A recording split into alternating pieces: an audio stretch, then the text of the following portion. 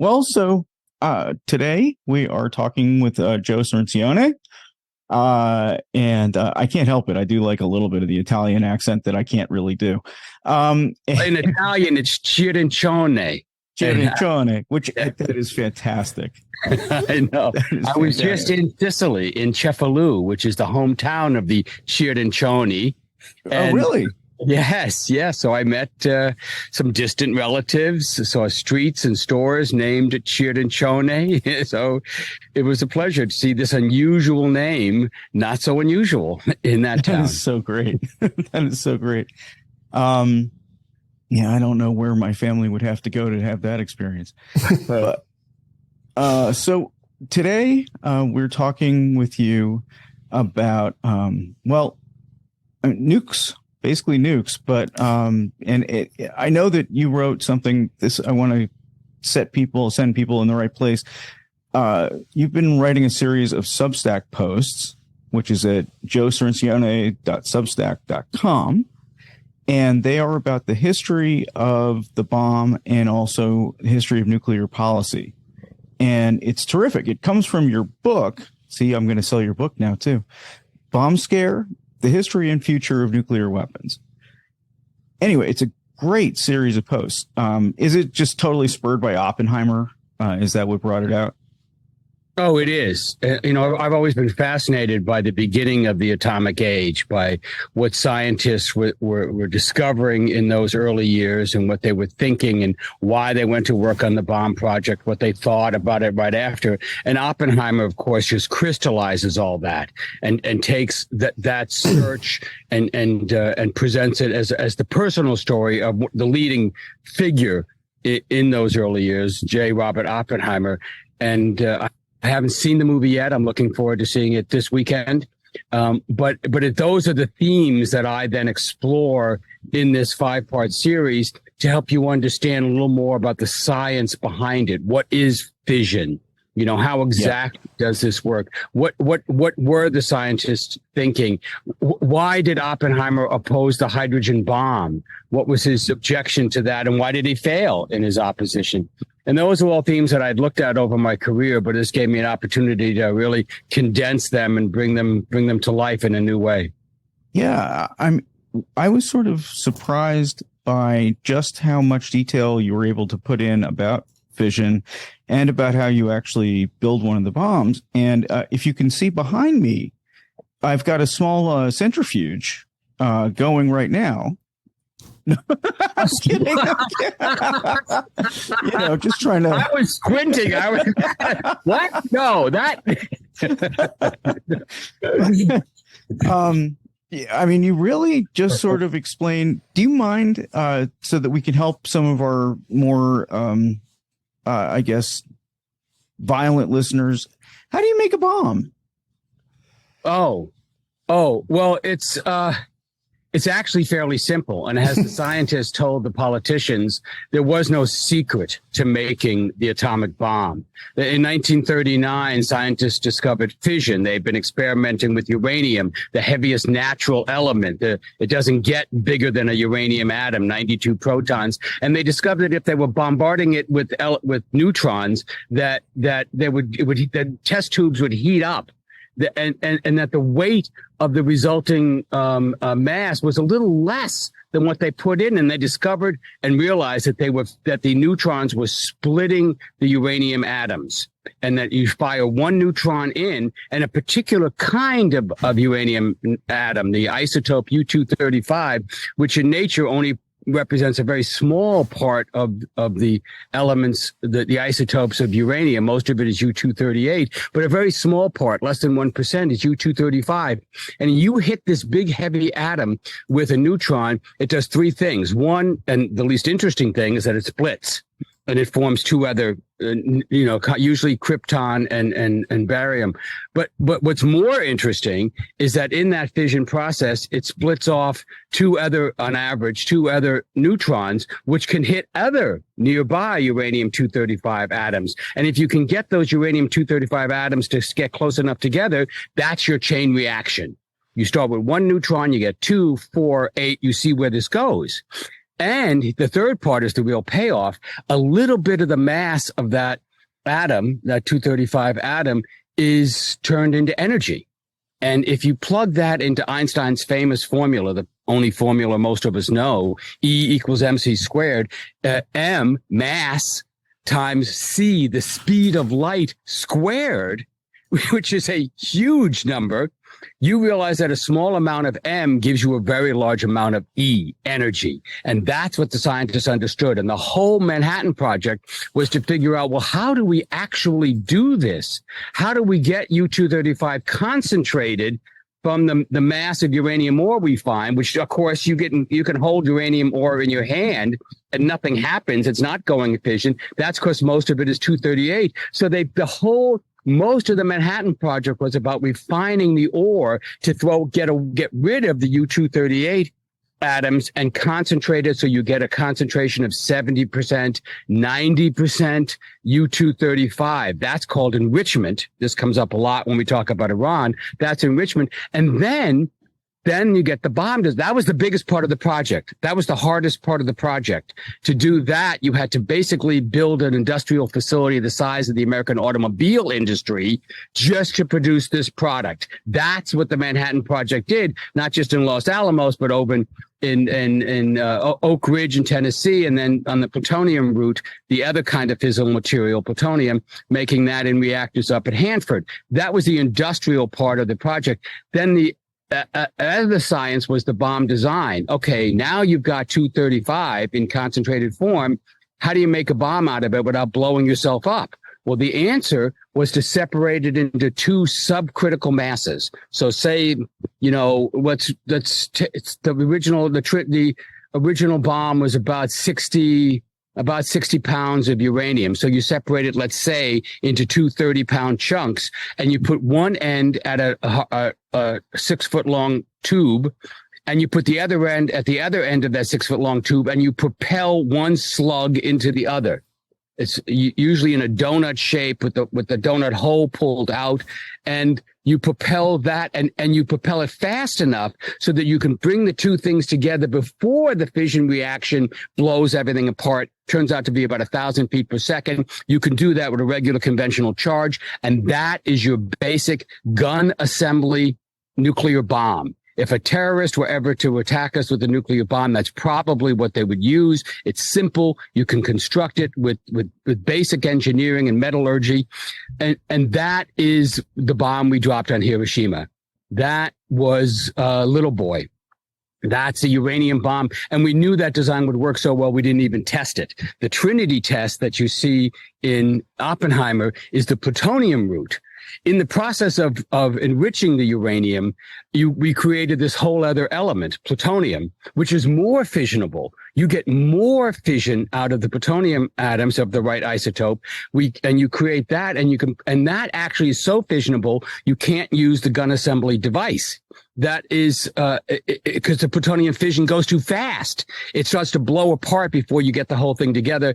When you build a bomb that doesn't work, it's called a fizzle. That's what happens with plutonium. So you had to devise a new technique. And this is what Oppenheimer spent most of his time on with those scientists. They developed a completely new bomb technique to basically compress a sphere of plutonium into a smaller sphere. Some people talk about compressing a basketball into a baseball or a melon into a golf ball, that kind of thing. And that's actually the size that we're talking about here. And you do that by putting conventional explosions. And you see this vividly in the film in convex lenses that all the explosive force goes inward. It has to be perfectly timed. And then you compress it all together at the same time. No leaks allowed. And then you get the Trinity test. Then you get the Nagasaki bomb. That's Fat Boy, that big spherical distinctive shape. That's how you build an atomic bomb. Well, thanks for that. Not too much? No, it was great. It's not. It was fantastic. Yeah. I was thinking about the sketches because like Libya's was the gunshot model, and I was somewhere recently hearing somebody lecture about, or maybe I think it was like Libya and South Africa were both looking at that, and thinking and seeing all the stuff that was coming out of those countries as those nuclear weapons programs were dismantled, and like all of their sketches were destroyed.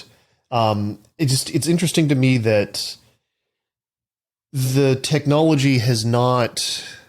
basic technology has not changed a whole lot, right? Well, it's sort of like computers. We're a lot better at it now. They're a lot smaller. We use a lot less plutonium in our devices. For example, the actual amount is classified, but it's widely believed to be about 2 kilograms of plutonium. Almost all our, fission type devices are plutonium, and they're very, very small, very tight, very compact. And when we got so good at this, we could fit an atomic bomb into an artillery shell. So we have nuclear artillery shells. And so yes, it all advanced. And of course, the big controversy, and that's what happens to Oppenheimer in the last third of this movie, is that we moved on from atomic fission devices to hydrogen fusion devices, which release energy in a completely different way and a much more powerful amount of energy. And these are the real super weapons. In fact, the project was called the Super, that we now field. We don't actually field atomic bombs anymore.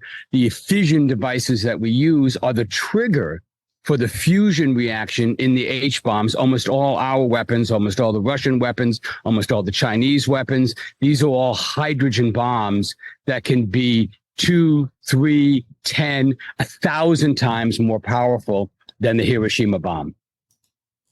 Can you explain the difference in the science between those original bombs and the supers that we have now, these hydrogen bombs that Teller loved so much?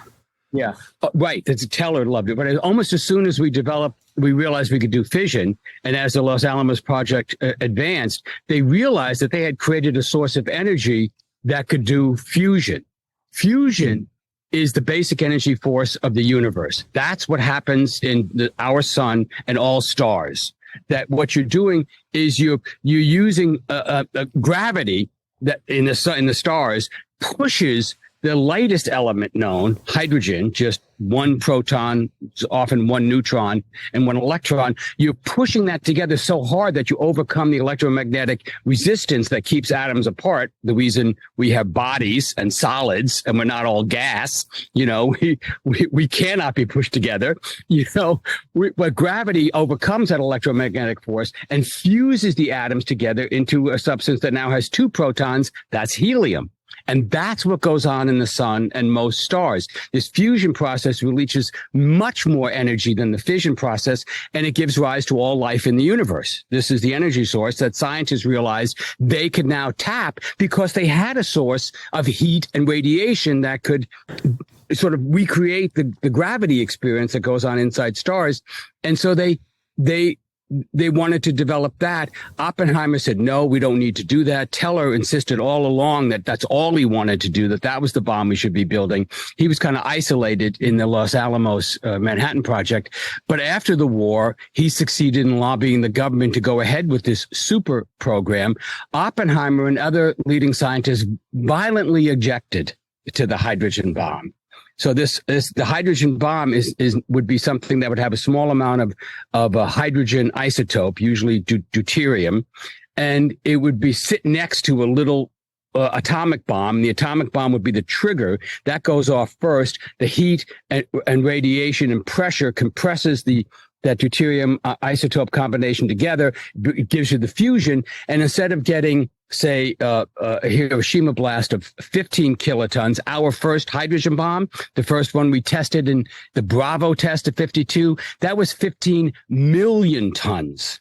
15 million tons of energy. So 15 kilotons, Hiroshima, 15 megatons, 15 million tons. That's the first hydrogen bomb. You can see 1,000 times more powerful. And the scientists said this has no useful military purpose. What would you do with this weapon except kill large numbers of people? They called it a weapon of genocide. And they said, we should not build this.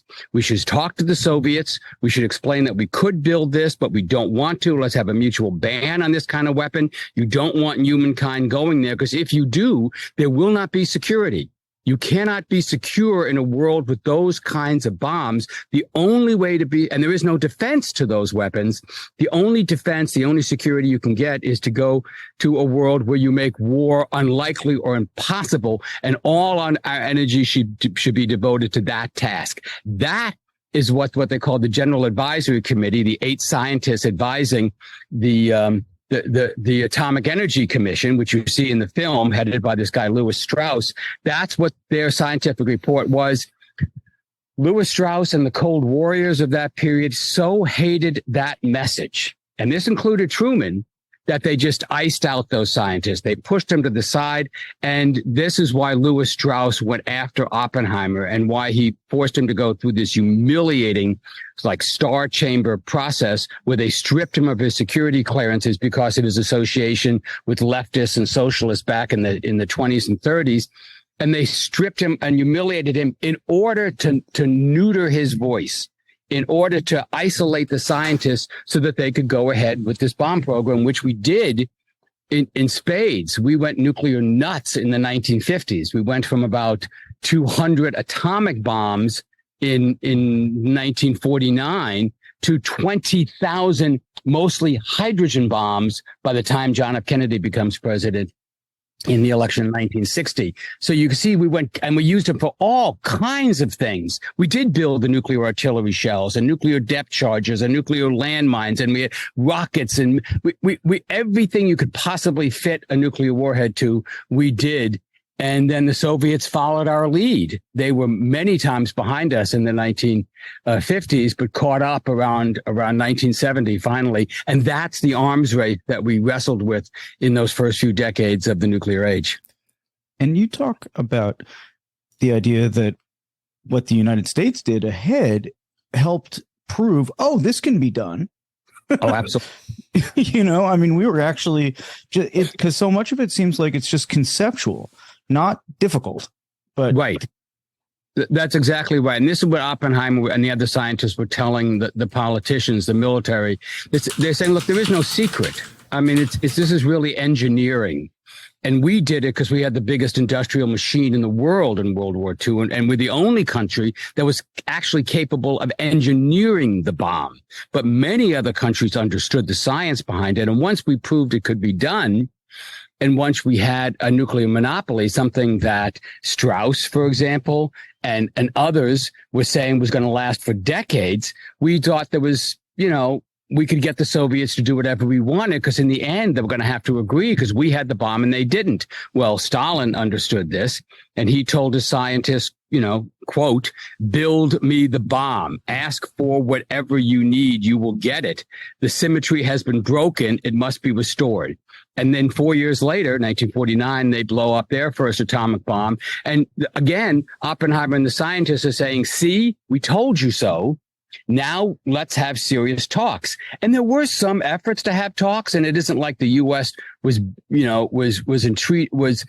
stiff arming the Soviets. Stalin was also stiff arming us. So those mutual hostilities of the Cold War, and stymied efforts to negotiations. But the U.S. really didn't believe that the Soviets could be our equal in atomic matters, and they really thought we could outgun them. And so that's why Truman in 1952, when Oppenheimer comes to see him and make his case against the hydrogen bomb, asks Oppenheimer one question: can the Soviets build the H-bomb? And when Oppenheimer says yes, knowing that there's no secret to this either, Oppenheimer says, then we have to build it. And it was a political decision. He didn't want to look weak. He didn't want to look like a failure, especially as elections were approaching. And he dismisses Oppenheimer in 7 minutes. It's a 7-minute meeting. And this you see in the film, where Truman refers to Oppenheimer as a crybaby scientist, because Oppenheimer anguished over his role in building the bomb to begin with. He said famously, I have blood on my hands. And then the H-bomb program goes ahead. We detonate the H-bomb in 1953. The Soviets detonate one in 1954, and the arms race is off and running. And the scientists are left on the sidelines, saying, don't do this.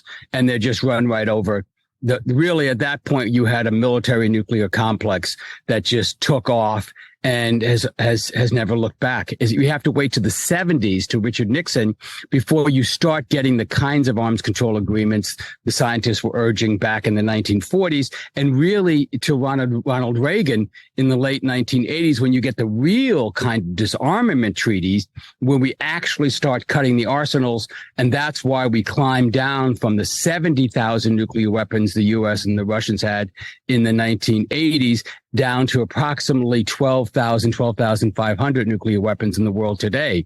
Still way too many, but many fewer than the excesses of the Cold War era. All of this could have been avoided if we had just listened to Oppenheimer. Well, you talk in your pieces about civilian control, and this is really fascinating to me. You said that essentially Truman had a role of saying no. And by saying, no, don't drop the bomb, he can then insert himself and now you have civilian control. I'm trying to think of the idea of not having civilian control, that the military, the military doesn't ask the president, can we use a tank? Right. So are we saying that they were thinking they weren't going to have to ask to use a nuke? Oh, absolutely. Los Alamos was a military project. We have some pictures of Oppenheimer in Army uniforms where he looks pretty foolish. That's perhaps why he didn't wear them very much. But, and there's the early history. Leslie Groves, the brilliant general who was the real, was the organizer of the Manhattan Project. He's the guy who built the Pentagon in like a year and a half, the biggest office building in the world. He just does it. And he does such a good job. He's given this project, which he initially didn't want, but he's the one who puts everything together. As my friend Robert Norris chronicles in his biography of Leslie Groves, he was the essential man for the Manhattan Project, the man that made the trains run, made everything work. He thought he was in charge of all this. And like the rest of the military, he thought this was going to be a military weapon under military control. And when you get to the point of the decision to drop the bomb, there's books about that, there's movies about that, articles. It really wasn't much of a decision. This thing was, the wheels were in motion. This whole thing had been planned for several years. Once the military realized we could build the weapon, they started planning on when they were going to drop it and how they were going to drop it. And it turns out this weapon originally conceived of as a deterrent to Hitler. Remember, the reason we raced to build this bomb is we thought the Nazis were going to build nuclear weapons, and we had to have a counter to them. We had to deter the Nazis from using this. We never, in the beginning, 40, 41, 42, never thought we were going to use this weapon. It was too horrible to use. We could only deter the Nazi use of it. But by the time we actually built it, the Nazis had been defeated. There really was no need for this weapon. In fact, some of the scientists left the Manhattan Project at that point, saying it was immoral to proceed. But for most of them, particularly Oppenheimer, it was so close. They just got caught up and they thought, well, maybe this will have a role in convincing Japan to surrender. They went ahead and built it, went ahead and tested it. And by then, the military had already been killing civilians in vast numbers, that the idea of using one bomb to kill, say, 100,000 civilians was no longer as horrific as it was in 1940 or 1941, because Curtis LeMay, head of the bombing campaign in Japan, had already conducted 60 firebombing raids on most Japanese cities that had killed 1 million Japanese. So we were already doing this. So for the military, the atomic bomb was just another bomb, a more efficient bomb that they would control and they would decide. And in fact, Truman never actually decides to drop the bomb on Hiroshima. This is a military decision overseen by the Secretary of War, Henry Stimson, and it's just really to pick out the targets. Which one should we bomb first? So he doesn't approve Hiroshima. He just doesn't stop it. He doesn't approve Nagasaki. He just doesn't stop it. But after he learns that there's a third city that they're planned and the wheels are in motion to do it again, he intervenes. And he says, no, we're not going to do this. In his memoirs, and his close advisors say Truman was racked with the thought of all those kids dying, as Truman says. And he couldn't stand the thought of killing another 100,000 civilians. And he stops the project. And that begins the process of civilian control. And this goes on for several years, where it becomes clear that from now on, no decision to use the weapons or deploy these weapons can be made without the president's explicit approval. And that continues to this day. All right, Angry Planet listeners, we're going to pause there for a break. We'll be right back after this. All right. Welcome back, Angry Planet listeners. Let's get back to that nuclear science and terror. Looking back at the 1950s and 1960s, mostly the 1950s, from 2023, in advances and in tests of nuclear weapons, it all seems so insane. You talked about Castle Bravo, this 1954 test where they think it's going to be a 5 megaton. It ends up being a 15 megaton, enormous, triple the amount that they thought it was going to be. One of the largest nuclear explosion detonations that's ever occurred. They build Davy Crockett. They, throwing a nuclear weapon at the end of a rocket launcher. We create, like you said, those artillery cannons, those enormous guns that they were tooling around in Europe, for a while. The British are working on the landmines, and they've got a plan where they're gonna put the landmines in the I think it's along the Rhine, so in case the Russians come through the Fulda Gap, they can just blow it up with these enormous atomic landmines. All of this stuff is so world-endingly crazy to us now. Why? What was the headspace? Were we that afraid of the Soviet Union? Why did we think that all of this was a good idea? Yes. We were that afraid of the Soviet Union, and also convinced that nuclear power could give us American hegemony over global affairs. That after, we think of the aftermath of World War II in very sort of benign terms, like the Marshall Plan. And we rebuilt the people we had just conquered. We didn't enslave the Japanese or the Germans. We helped them recreate democratic societies, right? And that's all true. And that's sort of the best instincts of Americans. But we also had these other instincts. And in the movie, you could see it in Lewis Strauss and the Cold War mentality that really thought that we were in an existential battle for control of the world with the Soviet Union, and Stalin was intent on conquering Europe. And if we let down our guard, that's exactly what we would do. We now know, with high certainty, particularly after the collapse of the Soviet Union and access to all their records, that the Soviets were in a dire state. There was no chance that they were going to be able to, or even wanted to, invade Western Europe. They had definitely active political operations and some military operations, for example, putting down revolts in Hungary in 56 and Czechoslovakia, etc., but not a full-fledged conquest. And they couldn't have done it, but we thought they could. And because we had these images of the Soviet army of World War II size, it was greatly reduced during the Cold War. We thought that the only way we could counter that was by using nuclear weapons.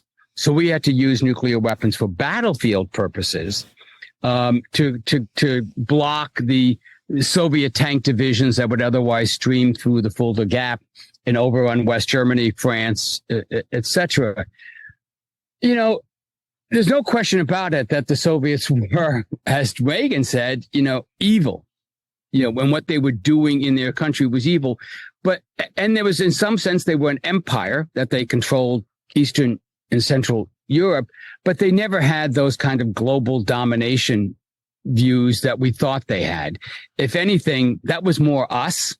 That's how we used our alliance system, to have, what do we have now? 750 bases around the world. We're the ones with global reach. We're the ones with, a global military power.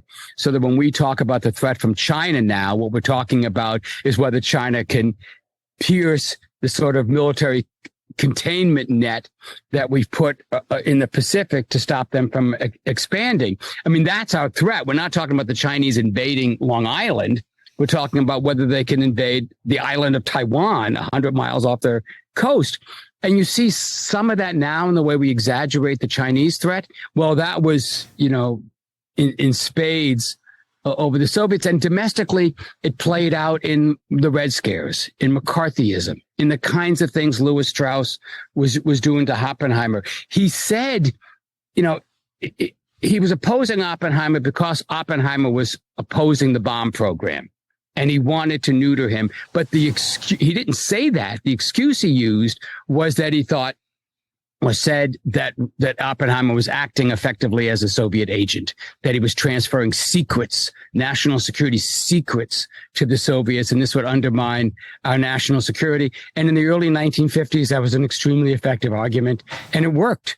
It worked. Oppenheimer ends his life in disgrace.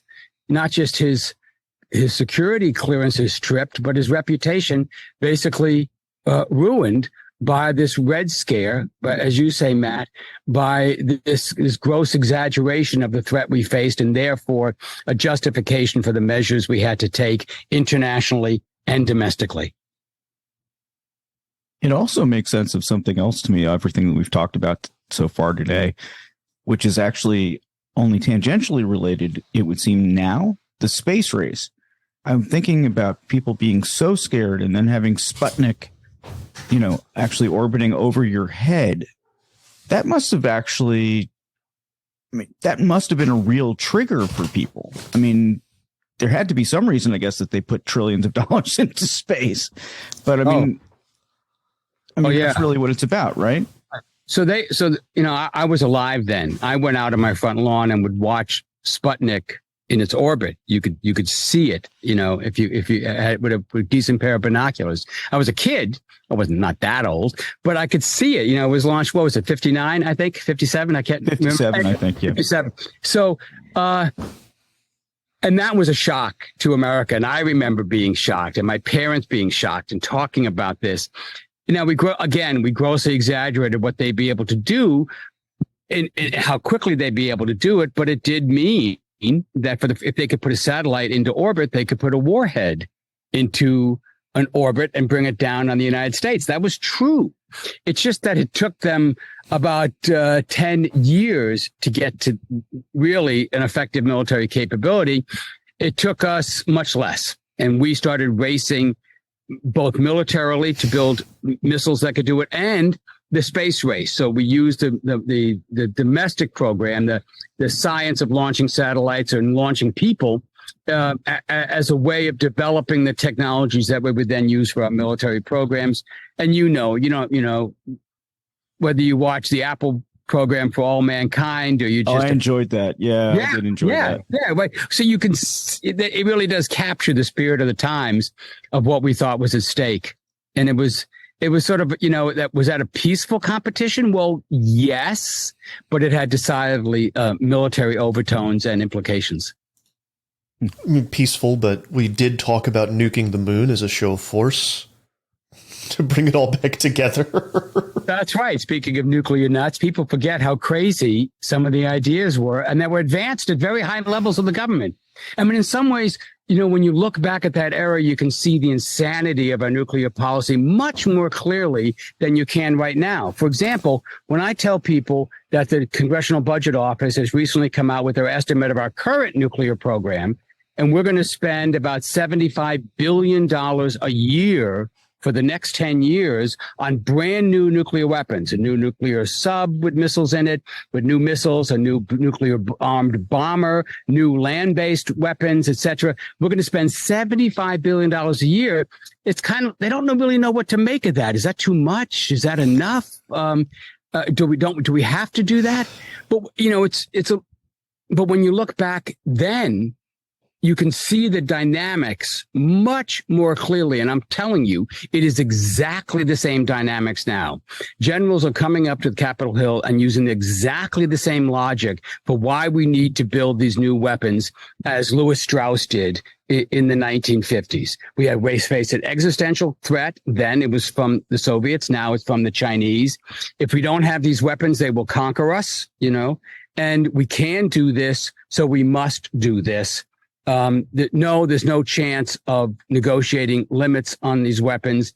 No, negotiations are weakness. That is appeasement.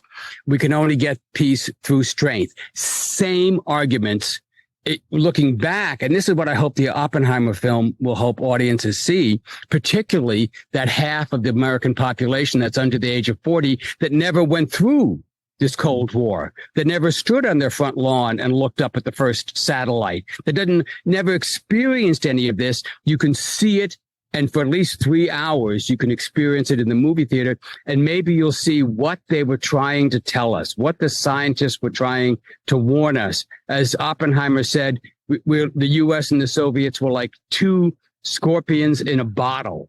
You know, we could kill our opponent, but only at the risk of our own death. That's what nuclear weapons represent for us today. If we use them, it's almost certainly to trigger a reaction from the other nuclear armed opponent that would lead to the mutual destruction of both sides. I was thinking about you. Perfect note.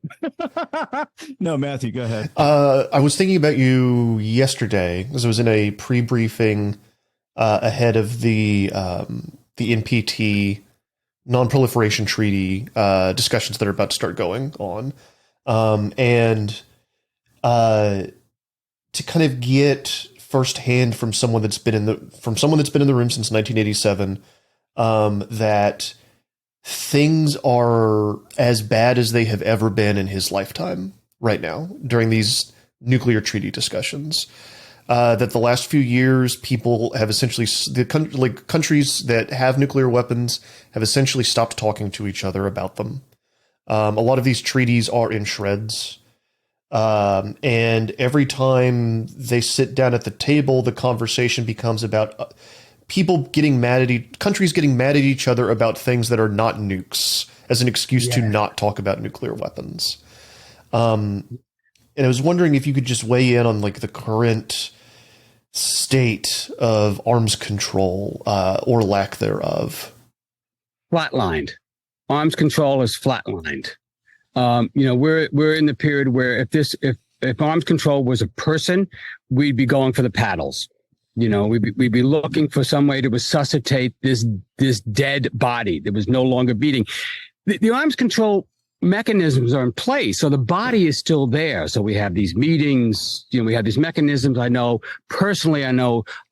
dozens of State Department officials who are very good at their job, who are working very hard to keep this thing alive.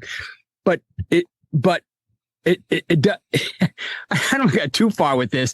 So there's a weak pulse. Let's say there's a weak pulse.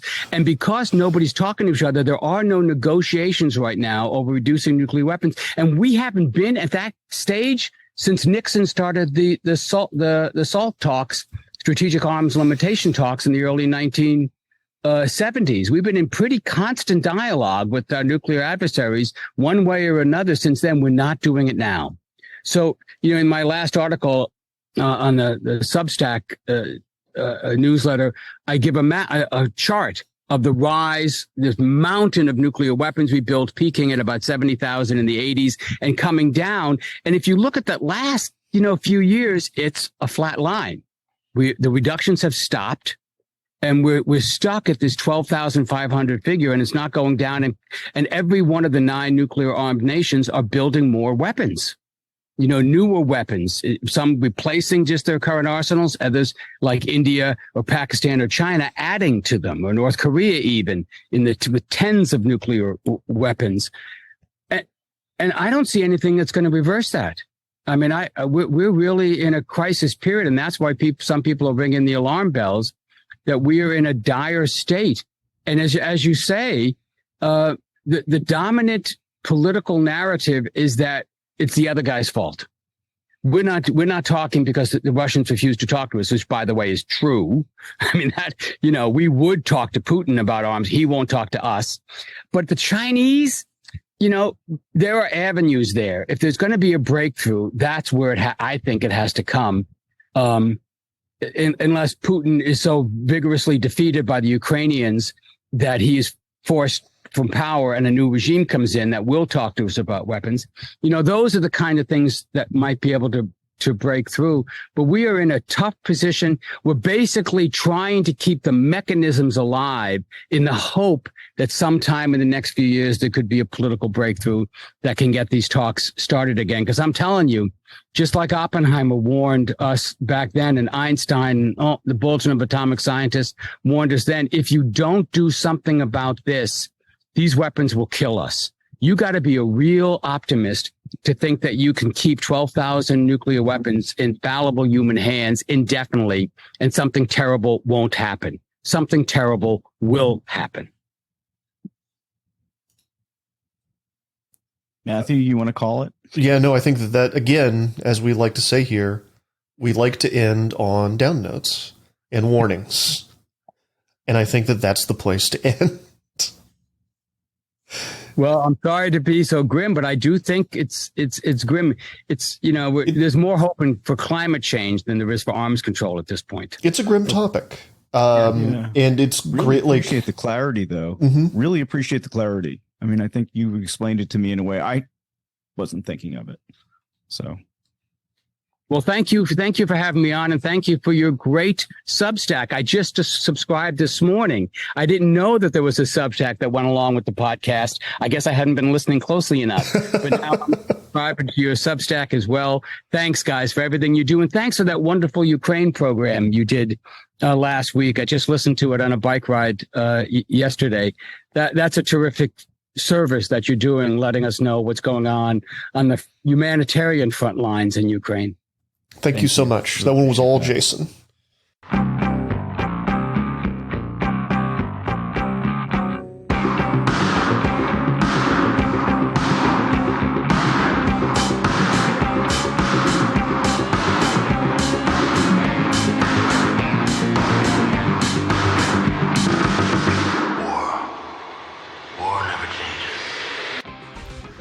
That's all for this week, Angry Planet listeners. As always, Angry Planet is me, Matthew Galt, Jason Fields, and Kevin Odell. It's created by myself and Jason Fields. If you like the show, if you really like us, angryplanetpod.com, angryplanet.substack.com, $9 a month. Helps us keep the show going. Get you commercial-free episodes of the show. Get you bonus episodes that we put out. We really appreciate every single one of our subscribers. You guys really help us in the dark times. We've been doing the show a long, long time, and we really love it. We love having these conversations. More about Ukraine next week. We're looking into some of the Africa situation. Probably going to get Jake Hanrahan back on here to talk about some of what he's been doing. He's got a good new show about sad oligarchs. Thank you all so much, and we will be back next week with another conversation about conflict on an Angry Planet.